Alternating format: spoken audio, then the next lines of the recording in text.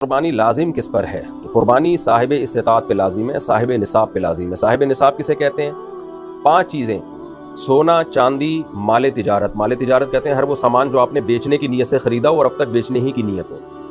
اور 5ویں چیز ہے ضرورت سے زائد سامان۔ ضرورت سے زائد سامان اسے کہتے ہیں جو پورے سال استعمال میں نہ ہو، جیسے کوئی پلاٹ پڑا ہوا ہے آپ کے پاس، نہ کرائے پر ہے نہ آپ اس میں رہ رہے ہیں، تو یہ بھی ضرورت سے زائد ہے۔ کوئی گھر آپ نے بنایا ہوا ہے، نہ کرائے پہ دیا ہوا ہے نہ اس میں آپ رہتے ہیں، تو یہ بھی ضرورت سے زائد ہے۔ کوئی گاڑی آپ کے پاس ہے، پورے سال استعمال ہی نہیں ہوتی وہ بھی ضرورت سے زائد ہے۔ ڈنر سیٹ گھر میں پڑے ہوئے ہیں، شوکیس میں سجا کے رکھے ہیں، پورے سال استعمال ہی نہیں ہوئے، وہ بھی ضرورت سے زائد ہے۔ تو ضرورت سے زائد سامان یا سونا یا چاندی یا کیش اماؤنٹ یا تجارتی مال اگر آپ کے پاس 52.5 تولہ چاندی کے برابر ہے، آج کی تاریخ میں 52.5 تولہ چاندی کی جو بھی قیمت ہے وہ آپ سرچ کر لیں، بلکہ بقرعید کے دن جو بھی 52.5 تولہ چاندی کی قیمت ہوگی وہ آپ سرچ کر لیے گا، تو 1.5-2 لاکھ روپے بنتی ہے میرا خیال ہے۔ تو جس کے پاس اتنا اماؤنٹ موجود ہو، اس اماؤنٹ میں سے وہ قرضے بھی نکالے، مائنس کرے، اور جو ضروری خرچے ہیں جیسے گھر کا راشن آئے گا وہ ضروری ہے، گیس بجلی کا بل یہ ضروری ہے، تو یہ ضروری خرچے مائنس کر کے اگر کسی کے پاس 52.5 تولہ چاندی کے برابر رقم بنتی ہے تو اس پر قربانی لازم ہے۔ اور جس کے پاس یہ ضروری خرچے مائنس کر کے بھی 52.5 تولہ چاندی کے برابر رقم نہیں بن رہی ہے تو پھر اس پر قربانی لازم نہیں ہے۔ خواتین کے پاس عام طور پر چونکہ گولڈ ہوتا ہے اور کچھ نہ کچھ پیسے بھی ہوتے ہیں ان کے پاس، تو اور قرضہ نہیں ہے اگر، اور گھر کا راشن بھی خواتین نے نہیں ڈالنا ہوتا، وہ تو مردوں کی ذمہ داری ہے، تو گیس بجلی کا بل بھی مرد دے رہے ہوتے ہیں، تو اس لیے آج کے زمانے میں عام طور پہ خواتین پہ قربانی زیادہ لازم ہو رہی ہوتی ہے، مردوں پہ کم لازم ہو رہی ہوتی ہے، کیونکہ گولڈ ہوتا ہے خواتین کے پاس اور شریعت نے ان کے ذمے کوئی خرچے ڈالے نہیں ہیں۔ مردوں کے ذمے تو بہت سارے خرچے ہوتے ہیں، تو ایسی صورت میں خاتون پر بھی قربانی لازم ہوگی۔ ہاں، خاتون کی طرف سے ان کا شوہر قربانی کر سکتا ہے اجازت سے۔ شوہر نے اگر اپنی بیوی کی طرف سے قربانی کر دی، قربانی کرنے کے بعد بتایا کہ میں نے تمہاری طرف سے قربانی کر دی ہے، تو قربانی ادا نہیں ہوگی۔ پہلے وہ بتائے گا کہ میں آپ کی طرف سے قربانی کر رہا ہوں، وہ اجازت دے دے تو ٹھیک ہے۔ اجازت دینے کے لیے بس خاموش رہنا بھی کافی ہے، زبان سے کہہ دینا بھی کافی ہے، خاموش رہنا بھی کافی ہے۔ شوہر بیگم کو فون کر دے، بیگم تمہاری طرف سے میں قربانی کر رہا ہوں، تو اطلاع دے دے گا تو یہ اطلاع بھی کافی ہے۔ اب ایک سوال یہ بھی آتا ہے قربانی کون کرے، اس کی وضاحت شروع میں ہی کر دیتا ہوں۔ قربانی ہر وہ شخص کرے جو قربانی کرنے کی طاقت رکھتا ہے، ورنہ بہت سے لوگوں نے پتہ نہیں کہاں سے اصول لایا، جو صاحب نصاب ہو، جو زکوٰۃ دیتا ہو وہ قربانی کرے۔ ایسا کوئی اصول شریعت میں نہیں ہے۔ اس مہینے طاقت ہے، اس مہینے پیسہ ہے، اس مہینے کچھ کر سکتے ہو تو کر گزرو، ختم، اگلا مہینہ دیکھا جائے۔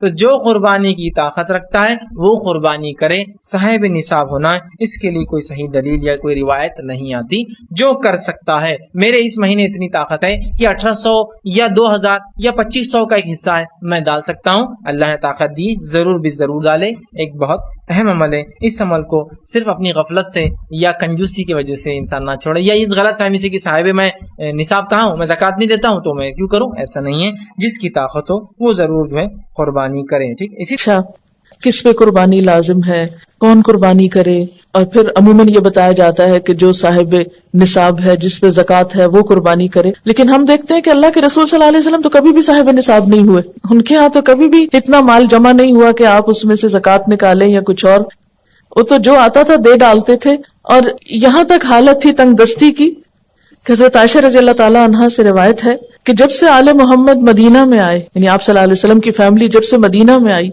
کبھی مسلسل 3 رات تک گندم کے آٹے کی روٹی سے سیر نہیں ہوئی، یہاں تک کہ آپ صلی اللہ علیہ وسلم وفات پا گئے۔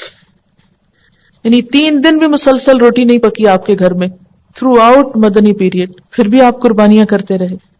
تو یہ قربانی پھر اصل میں کیا ہے؟ محبت کا اظہار ہے۔ اس کے لیے ضروری نہیں کہ آپ کے پاس اتنا سونا ہو یا اتنی چاندی ہو یا اتنا بزنس ہو یا اتنا بینک بیلنس ہو، بس آپ دیکھیں کر سکتے ہیں تو کر لیں۔ ایک قربانی بھی سارے گھر کی طرف سے کافی ہو جائے گی، لیکن محبت کے اظہار کے طور پر اللہ تعالیٰ نے خود جو طریقہ بتایا، کیونکہ آپ یعنی ویسے بھی محبت کے اظہار کے لیے تحفہ دیا جاتا ہے، لیکن جب آپ کو پتا چل جاتا ہے کہ فلاں شخص کو یہ چیز بہت پسند ہے تو آپ کی پھر کوشش کیا ہوتی ہے کہ میں وہ دوں جو اس کو پسند ہے۔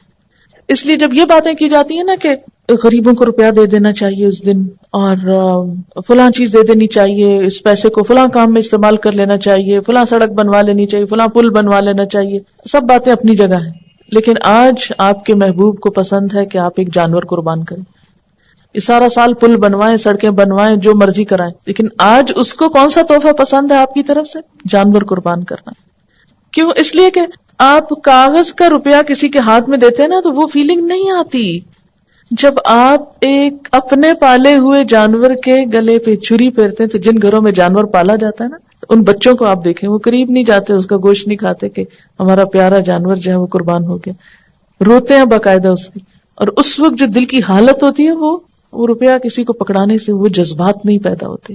اور یہ یاد دہانی ہے مسلسل، یا اللہ آج اس جانور کے گلے پہ چھری پھیر رہا ہوں، کل آپ نے مجھے طلب کیا نا تو میں بھی حاضر ہوں، میں اپنی جان بھی دوں گا آپ کو. کیونکہ محبت میں تو پھر کوئی بھی چیز بچا کے نہیں رکھی جاتی نا. آپ صلی اللہ علیہ وسلم 10 سال مدینہ میں رہے اور ہر سال قربانی کی. اسی لیے آپ نے فرمایا، ابو داؤد کی روایت ہے، اے لوگو، بے شک ہر گھر والوں کے ذمہ ہر سال قربانی ضروری. ان علی کل اہل بیت فی کل عام اضحیہ. اب یہ الگ بات ہے کہ اگر بالکل پیسے نہیں ہیں اور مطلب نہیں کرنے کے قابل ایک بھی، تو کوئی بات نہیں، کیونکہ بہت لوگ بہت ہی غریب ہوتے ہیں. قربانی دراصل محبت کے اظہار کی ایک علامت ہے، اور اس کے لیے بہت زیادہ فقہی مسئلوں میں پڑھنا، اس پہ جائز ہے اس پہ ناجائز ہے، یہ کرے یا نہ کرے، وہ کرے یا نہ کرے، بہت کچھ پوچھنے کی ضرورت نہیں. اپنے آپ کو ٹٹولیں، دیکھیں کیا دے سکتے ہیں کیا نہیں دے سکتے، اور کر لیں جو کر سکتے ہیں.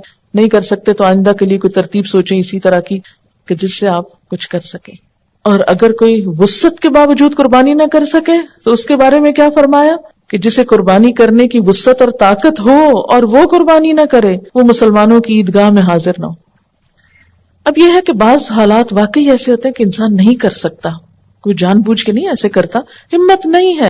What is the ruling of udhiyah? And the scholars have differed upon this ruling. The vast majority of Muslims say that it is an emphatic sunnah, a highly recommended sunnah. Some portion of the scholars went to say that it is mandatory.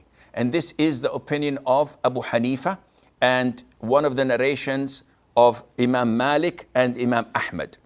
This is the choice of Shaykh al-Islam ibn Taymiyyah. So it is not befitting for a Muslim who's capable financially not to offer it. However, the most authentic opinion to gather all different opinions is that it is mandatory upon those who are financially capable. Abu Hurairah, may Allah be pleased with him, said, whoever has the financial ability and he does not offer the udhiyah, then he should not approach our musalla where we offer Eid prayer. But